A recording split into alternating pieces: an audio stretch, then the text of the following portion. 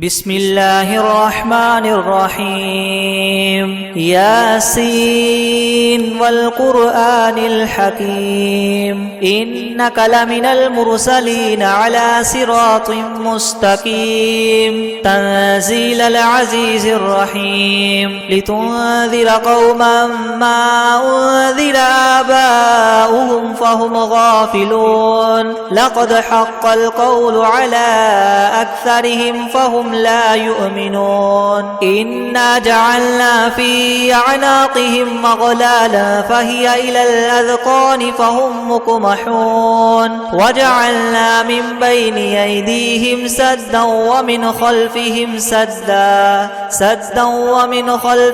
سدا فأغشيناهم فهم لا يبصرون وسواء عليهم أأنذرتهم أم لم تنذرهم لا يؤمنون إنما تنذر من اتبع الذكر وخشي الرحمن بالغيب فبشره بمغفرة وأجر كريم إنا نحن نحيي الموتى ونكتب ما قدموا وآثارهم وكل شيء أحصيناه في إمام مبين واضرب لهم مثلا أصحاب القرية إذ جاءها المرسلون إذ أرسلنا إليهم اثنين فكذبوهما فعززنا بثالث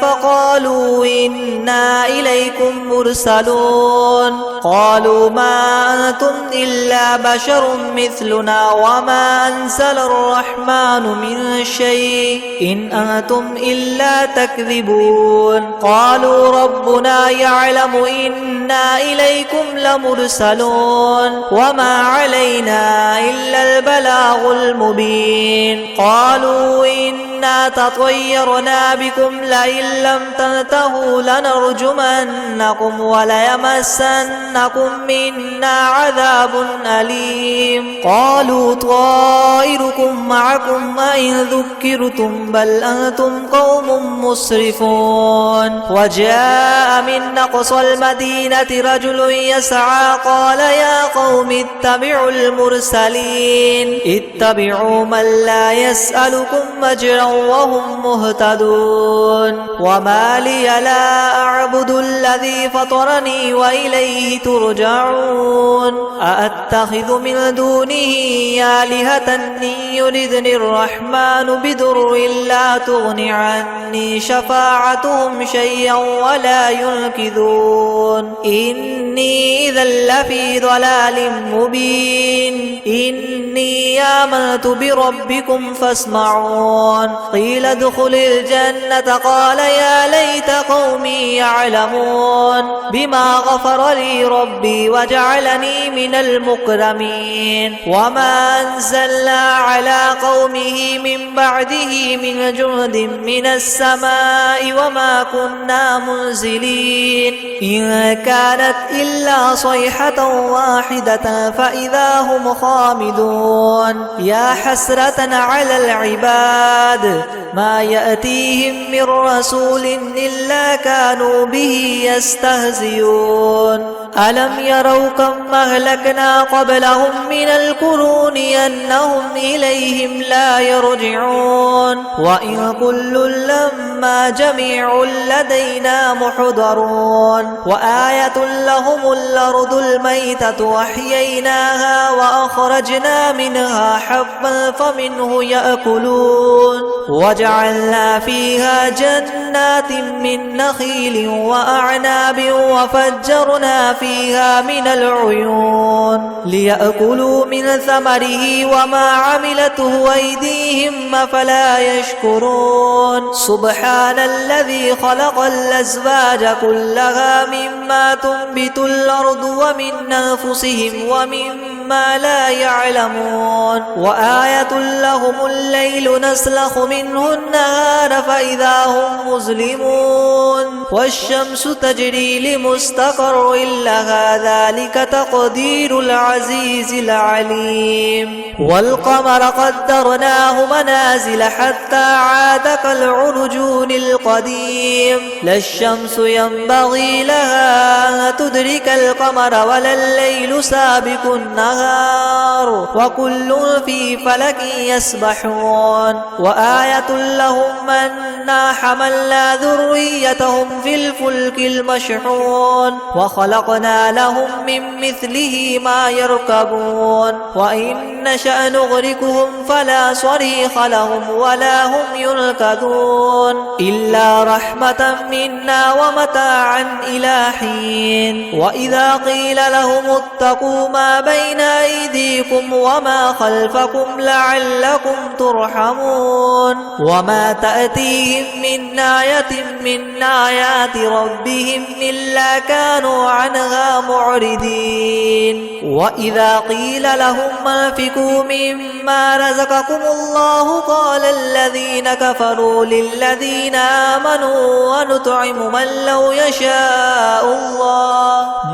يشاء الله وطعمه إن أنتم إلا في ضلال مبين ويقولون متى هذا الوعد إن كنتم صادقين ما ينظرون إلا صيحة واحدة تأخذهم وهم يخصمون فلا يستطيعون توصية ولا إلى أهلهم يرجعون ونفخ في الصور فإذا هم من الأجداث إلى ربهم ينسلون قالوا يا ويلنا من بعثنا من مرقدنا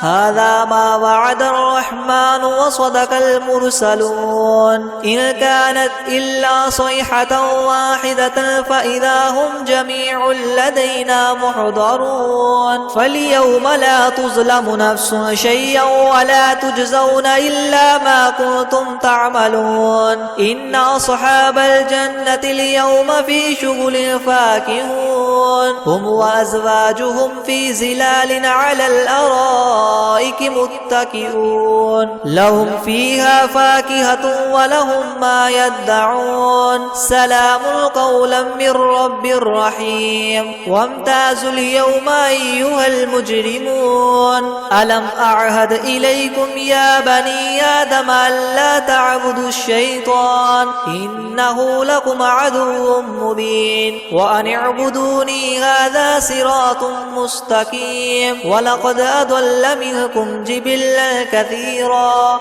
أفلم تكونوا تعقلون هذه جهنم التي كنتم توعدون اصلوها اليوم بما كنتم تكفرون اليوم نختم على أفواههم وتكلمنا أيديهم وتشهد أرجلهم بما كانوا يكسبون ولو نشاء لطمسنا على أعينهم فاستبقوا الصراط فأنى يبصرون ولو نشاء لمسخناهم على مكانتهم فما استطاعوا مضيا ولا يرجعون ومن نعمره ننكسه في الخلق أفلا يعقلون وما علمناه الشعر وما ينبغي له إن هو إلا ذكر وقرآن مبين لينذر من كان حيا ويحق القول على الكافرين أولم يروا أنا خلقنا لهم مما عملت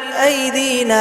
أنعاما فهم لها مالكون وذللناها لهم فمنها ركوبهم ومنها يأكلون ولهم فيها منافع ومشارب وفلا يشكرون واتخذوا من دون الله آلهة لعلهم ينصرون لا يستطيعون نصرهم وهم لهم جند محضرون فلا يحزنك قولهم إنا نعلم ما يسرون وما يعلنون أولم ير الإنسان أنا خلقناه من نطفة فإذا هو خصيم مبين مبين وضرب لنا مثلا ونسي خلقه قال من يحيي العظام وهي رميم قل يحييها الذي ينشأها أول مرة وهو بكل خلق عليم الذي جعل لكم من الشجر الأخضر نارا فإذا أنتم منه توقدون أوليس الذي خلق السماوات والأرض بقادر على أن يخلق مثلهم بلى وهو الخلاق العليم إنما أمره إذا أراد شيئا أن يقول له كن فيكون فسبحان الذي بيده ملكوت كل شيء وإليه ترجعون بسم الله الرحمن الرحيم الرحمن علم القرآن خلق الإنسان علمه البيان الشمس والقمر بحسبان والنجم والشجر يسجدان والسماء رفعها ووضع الميزان ألا تطغوا في الميزان وأقيموا الوزن بالقسط ولا تخسروا الميزان والأرض وضعها للأنام فيها فاكهة والنخل ذات الأكمام والحب ذو العصف والريحان فبأي آلاء ربكما تكذبان خلق الإنسان من صلصال كالفخار وخلق الجان من مارج من نار فبأي آلاء ربكما تكذبان رب المشرقين ورب المغربين فبأي آلاء ربكما تكذبان مرج البحرين يلتقيان بينهما برزخ لا يبغيان فبأي آلاء ربكما تكذبان يخرج منهما اللؤلؤ والمرجان فبأي آلاء ربكما تكذبان وله الجوار المنشآت في البحر كالأعلام فبأي آلاء ربكما تكذبان كل من عليها فان ويبقى وجه ربك ذو الجلال والإكرام فبأي آلاء ربكما تكذبان يسأله من في السماوات والأرض كل يوم هو في شأن فبأي آلاء ربكما تكذبان سنفرغ لكم أيها الثقلان فبأي آلاء ربكما تكذبان يا معشر الجن والإنس إن استطعتم أن تنفذوا من أقطار السماوات والأرض فانفذوا لا تنفذون إلا بسلطان فبأي آلاء ربكما تكذبان يرسل عليكما شواظ من نار ونحاس فلا تنتصران فبأي آلاء ربكما تكذبان فإذا انشقت السماء فكانت وردة كالدهان فبأي آلاء ربكما تكذبان فيومئذ لا يسأل عن ذنبه إنس ولا جان فبأي آلاء ربكما تكذبان يعرف المجرمون بسيماهم فيؤخذ بالنواصي والأقدام فبأي آلاء ربكما تكذبان هذه جهنم التي يكذب بها المجرمون يطوفون بينها وبين حميم آن فبأي آلاء ربكما تكذبان ولمن خاف مقام ربه جنتان فبأي آلاء ربكما تكذبان ذواتا أفنان فبأي آلاء ربكما تكذبان فيهما عينان تجريان فبأي آلاء ربكما تكذبان فيهما من كل فاكهة زوجان فبأي آلاء ربكما تكذبان متكئين على فرش بطائنها من استبرق وجنى الجنتين دان فبأي آلاء ربكما تكذبان فيهن قاصرات الطرف لم يطمثهن إنس قبلهم ولا جان فبأي آلاء ربكما تكذبان كأنهن الياقوت والمرجان فبأي آلاء ربكما تكذبان هل جزاء الإحسان إلا الإحسان فبأي آلاء ربكما تكذبان ومن دونهما جنتان فبأي آلاء ربكما تكذبان مدهامتان فبأي آلاء ربكما تكذبان فيهما عينان نضاختان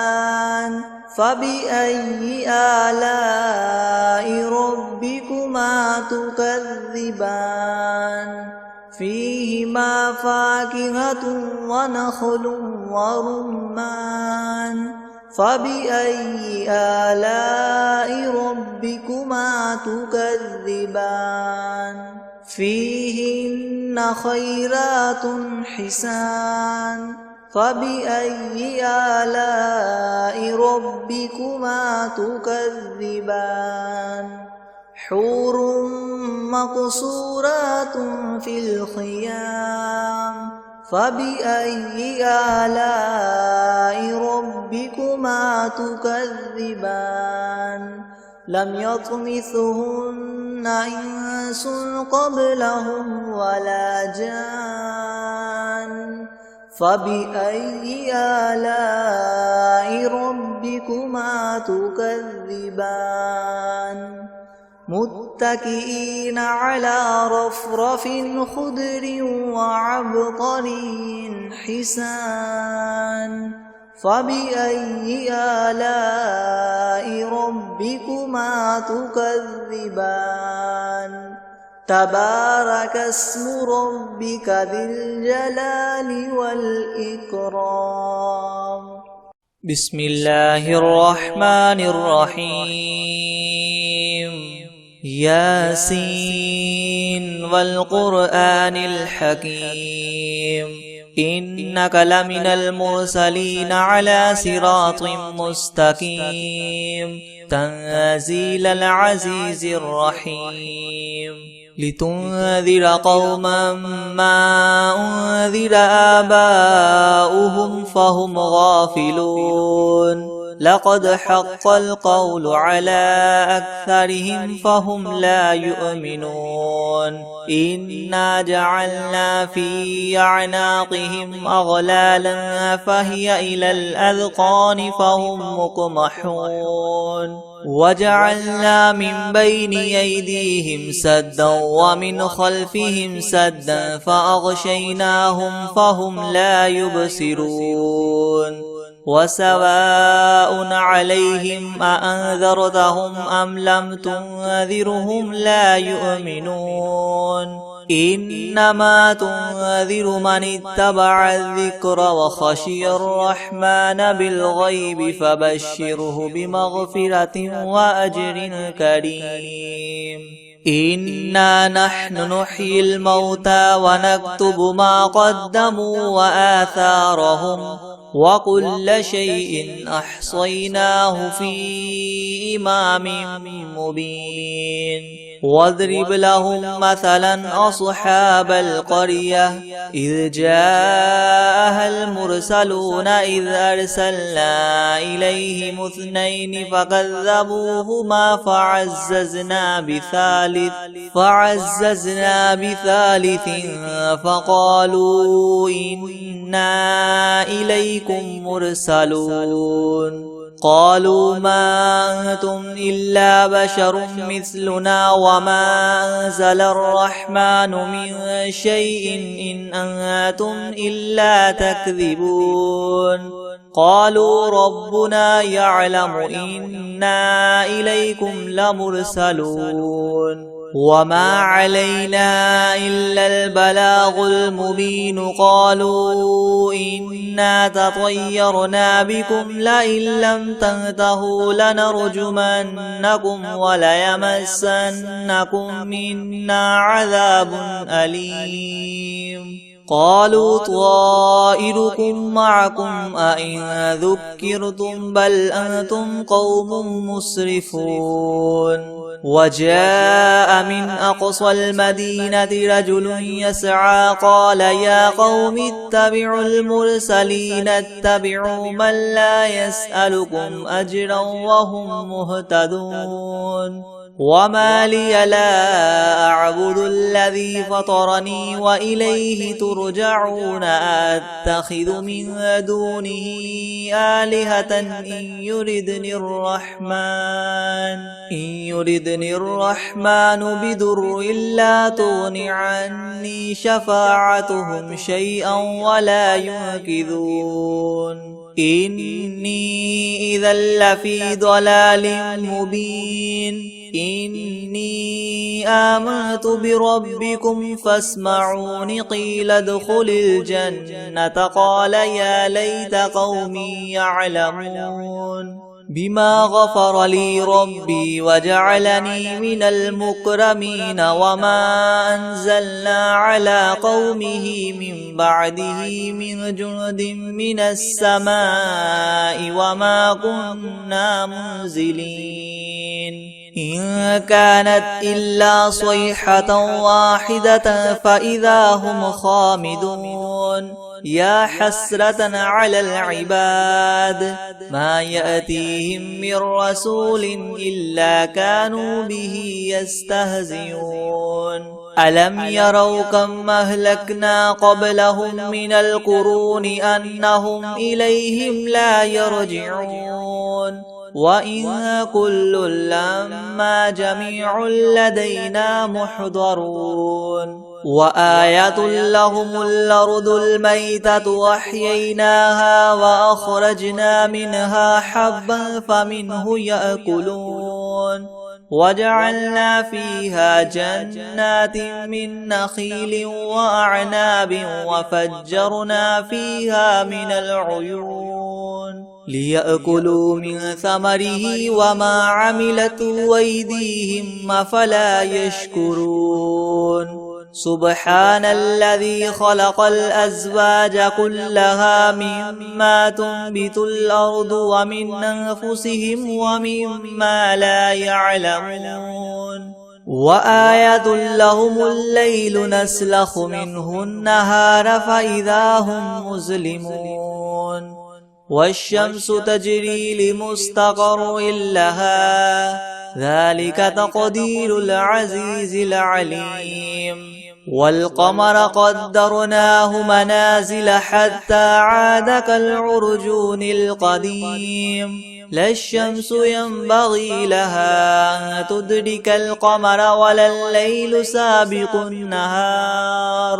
وكل في فلك يسبحون وآية لهم أنا حملنا ذريتهم في الفلك المشحون وخلقنا لهم من مثله ما يركبون وإن نشأ نغرقهم فلا صريخ لهم ولا هم ينقذون إلا رحمة منا ومتاعا إلى حين وإذا قيل لهم اتقوا ما بين أيديكم وما خلفكم لعلكم ترحمون وما تأتيهم من آية من آيات ربهم إلا كانوا عنها معرضين وإذا قيل لهم انفقوا مما رزقكم الله قال الذين كفروا للذين آمنوا أنطعم من لو يشاء الله وطعمه إن أنتم إلا في ضلال مبين ويقولون متى هذا الوعد إن كنتم صادقين ما ينظرون إلا صيحة واحدة تأخذهم وهم يخصمون فلا يستطيعون توصية ولا إلى أهلهم يرجعون ونفخ في الصور فإذا هم من الأجداث إلى ربهم ينسلون قالوا يا ويلنا من بعثنا من مرقدنا هذا ما وعد الرحمن وصدق المرسلون إن كانت إلا صيحة واحدة فإذا هم جميع لدينا محضرون فاليوم لا تظلم نفس شيئا ولا تجزون إلا ما كنتم تعملون إن أصحاب الجنة اليوم في شغل فاكهون هم وأزواجهم في زلال على الأرائك متكئون لهم فيها فاكهة ولهم ما يدعون سلام قولا من رب رحيم وامتازوا اليوم أيها المجرمون ألم أعهد إليكم يا بني آدم ألا تعبدوا الشيطان إنه لكم عدو مبين وأن اعبدوني هذا صراط مستقيم ولقد أضل منكم جبلا كثيرا أفلم تكونوا تعقلون هذه جهنم التي كنتم توعدون اصلوها اليوم بما كنتم تكفرون اليوم نختم على أفواههم وتكلمنا أيديهم وتشهد أرجلهم بما كانوا يكسبون ولو نشاء لطمسنا على أعينهم فاستبقوا الصراط فأنى يبصرون ولو نشاء لمسخناهم على مكانتهم فما استطاعوا مضيا ولا يرجعون ومن نعمره ننكسه في الخلق أفلا يعقلون وما علمناه الشعر وما ينبغي له إن هو إلا ذكر وقرآن مبين لينذر من كان حيا ويحق القول على الكافرين أولم يروا أنا خلقنا لهم مما عملت أيدينا أنعاما فهم لها مالكون وذللناها لهم فمنها ركوبهم ومنها يأكلون ولهم فيها منافع ومشارب وفلا يشكرون واتخذوا من دون الله آلهة لعلهم ينصرون لا يستطيعون نصرهم وهم لهم جند محضرون فلا يحزنك قولهم إنا نعلم ما يسرون وما يعلنون أولم ير الإنسان أنا خلقناه من نطفة فإذا هو خصيم مبين وضرب لنا مثلا ونسي خلقه قال من يحيي العظام وهي رميم قل يحييها الذي ينشأها أول مرة وهو بكل خلق عليم الذي جعل لكم من الشجر الأخضر نارا فإذا أنتم منه توقدون أوليس الذي خلق السماوات والأرض بقادر على أن يخلق مثلهم بلى وهو الخلاق العليم إنما أمره إذا أراد شيئا أن يقول له كن فيكون فسبحان الذي بيده ملكوت كل شيء وإليه ترجعون.